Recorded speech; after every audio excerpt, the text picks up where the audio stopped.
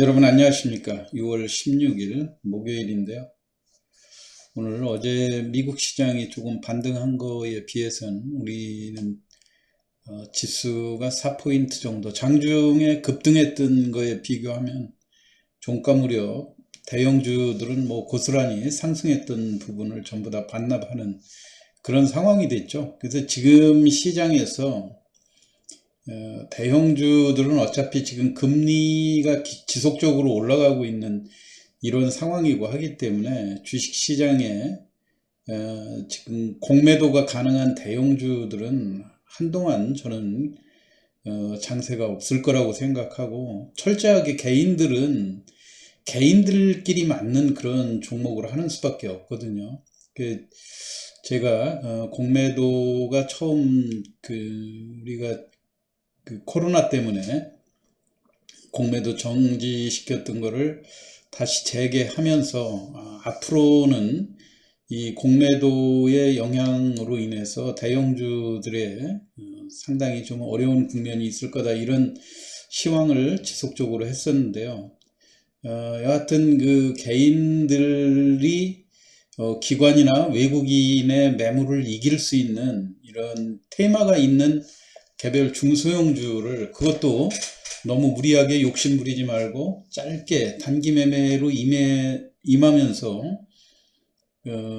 어느 정도의 작은 수익을 챙기고, 그 다음에 상대적으로 그 지수가 이렇게 큰 폭으로 하락하고 조정할 때 위험을 분산할 수 있는 그런 자세가 필요하다, 이런 말씀을 드렸는데요. 오늘 시장에서도 제가 최근에 그 시장의 테마가 다시 또 무상증자를 큰 폭으로 하는 그 기업들이 하나의 패션이 되고 있거든요. 그래서 이 무상증자를 하는 그런 기업들, 일반 그 개인들이 충분히 관심을 가질 만한 그런 상황인데, 핵심이 되는 그런 내용들로 인해서 왜 기업들이 이런 그 무상증자를 추진하는 것이 하나의 패션으로 되고 있는가, 또 무상증자를 한 기업하고 또 무상증자를 하지 않고 기존의 재무구조를 유지하는 거하고 어떤 차이가 있는가, 이거를 제가 최대한 짧은 시간에 여러분들이 이해할 수 있게 설명을 드리도록 하겠습니다. 우선 지금 그 시장에서 관심을 갖고 있는 그 공매도가 되면서 유일하게 2차전지 중에 핵심으로 관심을 갖고 있는 것이 에코프로비엠 아닙니까? 지금 에코프로비엠이 지금 다른 2차전지 업종들이 그 주가가 종합주가지수 3000대의 최고가를 기록해 놓고 지금 2400대에 있는 이런 상황에서도 고점을 유일하게 지키고 있는 것이 에코프로비엠으로 볼 수가 있는데요. 이건 아무래도 6월 28일 날 아직 300%를 받을 수 있는 무상증자가 남아 있다고 하는 그런 기대감 때문에 다른 종목들보다는 그런대로 지금 강세를 유지하고 있지 않습니까? 물론 지금 이제 6월 28일 이제 얼마 남지는 않았지만 유상증자를 받을 거냐, 또 권리부에 팔고 다시금 권리락을 해서 주가가 싸진 다음에 사는 것이 유리할 거냐, 이러한 치열한 신경전이 전개되는 그런 상황인데, 이렇게 큰 폭으로 무상증자하는 기업들의 관심을 갖게 됐던 그 배경이 아무래도 노토스 효과였다고 보여지죠. 노토스가 지난 6월 1일 기준으로 무상증자를 800%를 발표해서 이게 세간의 관심을 불러일으키지 않았습니까? 지금 권리락 이후에 싸진 착시 효과 때문에 7,700원 그 권리 기준가에서 상한가를 무려 6번을 치면서 무상증자 종목들이 이렇게 관심을 갖게 됐던 거죠. 그런데 문제는 이렇게 권리락을 한 다음에 계속해서 주가가 강세를 유지하는 것이 아니라 또 4, 5일 연속해서 주가가 또 하락하지 않았습니까? 그렇기 때문에 최고가 43,000원을 기록해 놓고 오늘 2만원을 채 유지하지 못하는 그런 상황인데, 이 문제만 보더라도 이제 다음 주 월요일이면 이제 정확히 나오는 날짜는 6월 22일에 지금 노토스 같은 경우 780만 주고요. 약 한 6,200만 주에 해당되는 이 물량이 다음 주 수요일 날 나오는데, 문제는 월요일부터 공매도가 가능하다 이런 이야기죠. 그렇기 때문에 주가 권리락 해서 주가가 싸다 해서 무작정 잡아놨던 이런 사람들이 지금 아무런 대책 없이 고점에 공연히 주식을 물려놓고 지금 후유증에 시달리고 있는 이런 상황 아닙니까? 그렇기 때문에 앞으로도 지금 물론 시장에서 무상증자를 많이 발표하는 기업들이 있어요. 예를 들어서 모트렉스 같은 종목도 6월 3일 기준으로 200% 무상증자를 했는데, 이 종목은 6월 28일 날 나오게 돼 있는데요. 이미 마찬가지로 모트렉스도 노토스의 효과로 인해서 권리락을 해서 주가가 강세로 전환되고 지금 노토스하고 똑같은 전철을 밟고 있는 거 아닙니까? 24,000원에서 벌써 15,800원까지. 그래서 이제 무상증자가 우리가 착시 효과 때문에 권리락 이후에 주가가 싸졌다는 그런 기대감도 있겠지만, 지금처럼 이 노토스라든가 모트렉스 이런 측면에서 볼 때 권리락 한 다음에 어느 정도 오르다가 또 다시 하락할 수 있다고 하는 점, 이거를 염두에 두고 대응을 하셔야 될 것 같아요. 근데 이렇게 에코프로비엠 뿐만이 아니라 노토스, 모트렉스 이렇게 해서 200%씩 무상증자를 하는 와중에 또 공구음원이 500%의 무상증자를 발표했고요. 공구음원만 해도 또 오늘 싸늘한 조정을 또 보이지 않았습니까? 공구음원은 액면가가 100원짜리고 전체 주식수가 3억 367만 주밖에 되지는 않거든요.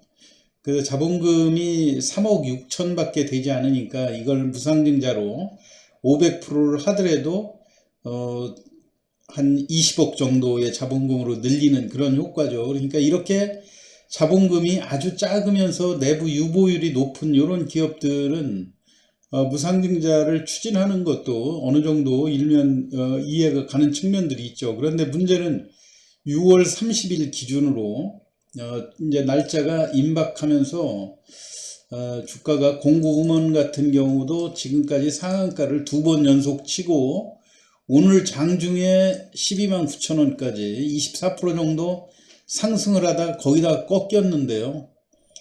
아무래도 이제 노토스라든가 이런 모트렉스 같은 급등 후에 급락하는 이런 거에 어느 정도 두려움을 느낀 그런 선치 세력들이 매도로 치중을 하면서 주가가 하루에 무려 24포인트 플러스에서 14%로 16% 마이너스로 하루에 만에 고점이 거의 50% 정도의 손실이 나는 무서운 결과를 보여주지 않았습니까? 그렇기 때문에 여러분들이 무상증자를 공구음원 같은 경우는 6월 30일 기준이고 이 주식이 나오는 기준은 7월 18일인데요. 역시 마찬가지로 상장 주식수가 1,800만 주 정도 늘어날 수 있다고 하는 점, 또 조강 ILI도 500%의 무상증자를 발표하지 않았습니까? 7월 15일 기준이고요. 8월 5일 날 상장 예정인데, 여러분들이 무상증자의 그 기업에 투자하는 거는 그 주가가 초반에 강할 때 참여하는 것은 얼마든지 가능한 일이긴 하지만은요, 제일 중요한 건 기준일이 언제까지 사야 되는가, 요거를 좀 잘 보시고, 그 다음에 아무래도 권리락 이후에 일정한 한 2주일 정도 경과하면 무상증자가 대량으로 쏟아질 수가 있거든요. 그렇기 때문에 주가가 다시 하락할 수 있다고 하는 점, 이런 거를 염두에 두면서 매매를 하셔야 되는데요.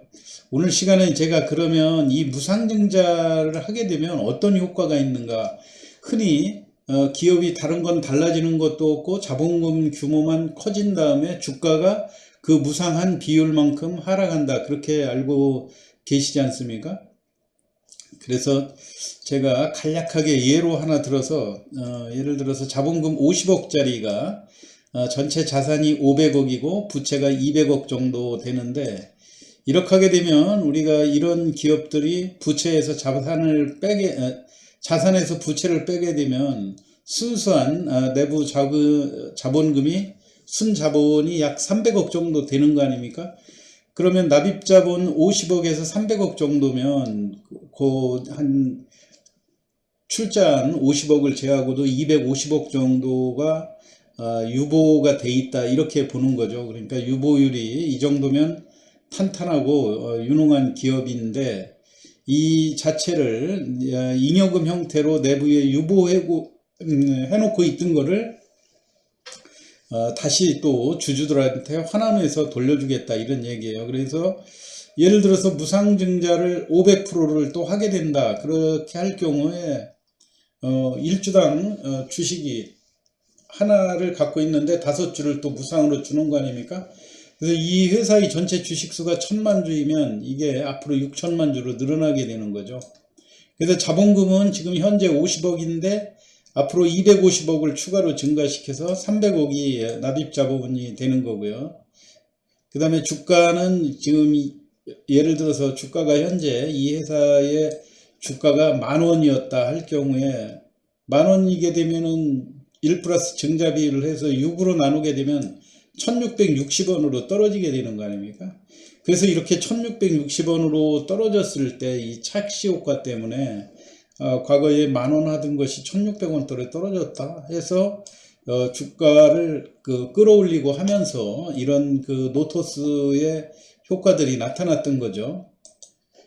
그럼 이렇게 무상증자를 하게 되면 재무구조에 있어서는 어떠한 변화가 있느냐 하게 되면은요, 총자산 500억은 변동이 없죠. 부채 200억도 변동이 없고, 다만 납입자본이 50억에서 250억으로 증액을 시켰으니까 300억으로 늘어나게 되는 거고요. 순자본, 내부에 유보되어 있던 이 300억 중에서 250억을 자본으로 전환을 시켰으니까 유보율은 이제 50억밖에 남는 게 없는 거죠. 내부 잉여금은. 그래서 잉여금 자체가 300억에서 50억으로 감소하니까 유보율은 전에 500%였던 것이 다 자본으로 전입하는 이런 효과 때문에 유보율은 17% 정도로 낮아져서 전체적으로는 재무구조가 조금 취약해질 수밖에 없는 이런 상황이죠. 그렇다면은 왜 기업들은 이렇게 내부의 유보에서 탄탄한 유보율을 가지고 있는 그 기업들이 왜 무상증자를 할까, 이런 의문이 생기게 되는데요. 이거는 이제 앞으로 그 사내에 유보시켜 놓지 않고 적극적으로 투자를 활성화하겠다, 신속한 그 집행이 가능하게 되죠. 왜냐하면 사내 유보금으로 적립시켜 놓게 되면은 어떠한 사업 투자를 할 때 다시 그 자금을 집행하는 그 내부 의결 절차라든가 이런 거를 거쳐야 되기 때문에 조금 어려움이 있다고 볼 수는 있겠지만은, 이거를 적극적으로 자본으로 전입을 시켜 놓으면 신속한 집행이 가능하고 기업의 그 활력을 훨씬 적극적으로 추진할 수 있는 이런 장점이 있다고 보여지죠. 그 다음에 장기간 그 이익 난 거라든가 주식 발행 초과금을 주주들한테 환원하지 않고 계속해서 유보시켜 놓게 되면은, 예, 지금과 같이 그 주주가 수시로 바뀌고 이거 팔고 나가고 하는 이런 상황에서 내부에 유보되어 있는 돈이 과연 누구 거냐 하는 이런 불확실한 개념이 생기게 되죠. 뭐 대주주들이나 장기 투자자들은 언젠가는 이 주주들한테 배당이라든가 이런 형태로 돌려준다는 그런 기대감들이 있지만, 일반 소액주주들 그때그때 주가가 오를 때마다 매도하고 또 이 바뀌는, 하루에도 수십 번씩 주주가 바뀌고 하는 이런 와중에서는 사내에 불분명하게 장기간에 방치되어 있는 자금들이 소유가 불확정하고, 또 어떤 면에서는 그 일시적으로 주주였다가 빠져나가는 그런 사람들한테는 내부에 유보되어 있는 자산을 하나도 취하지 못한다는 그런 불합리한 면들이 있지 않습니까? 이거를 아예 확정적으로 주주에게 지분으로 보유하게 하면서 그 지분만큼 주주로서 행사하게 하는 것이 더 유리하다, 이런 판단이 섰겠죠.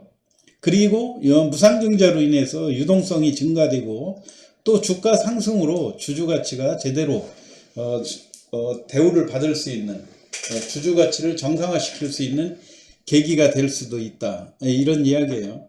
그렇기 때문에 아까 서두에서 설명드렸듯이요, 무상증자를 투자하는 이런 상황에서는 무상증자를 발표한 기업들은 내부적으로 호재가 되는 것은 당연한 이야기 아니겠습니까?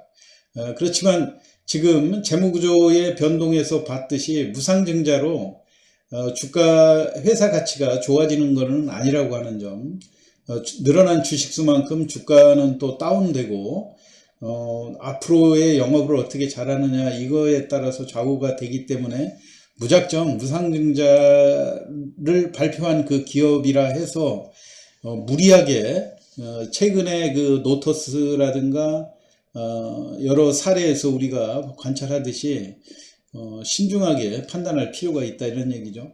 결국 단기간 상승 후 늘어난 주식수만큼 주가는 하락하는 과정을 거치게 되고요, 향후 기업 실적에 따라 다시 또 점차적으로 회복되는 그런 과정을 거치게 되기 때문에 무상증자의 단기적인 효과보다는 회사의 과거의 실적이라든가 또는 향후 발전 가능성들을 종합해서 신중하게 투자할 필요가 있다 하는 측면에서 오늘 무상증자를 크게 발표한 그런 기업들 대표적으로 설명을 드렸습니다. 참고하시기 바라고요.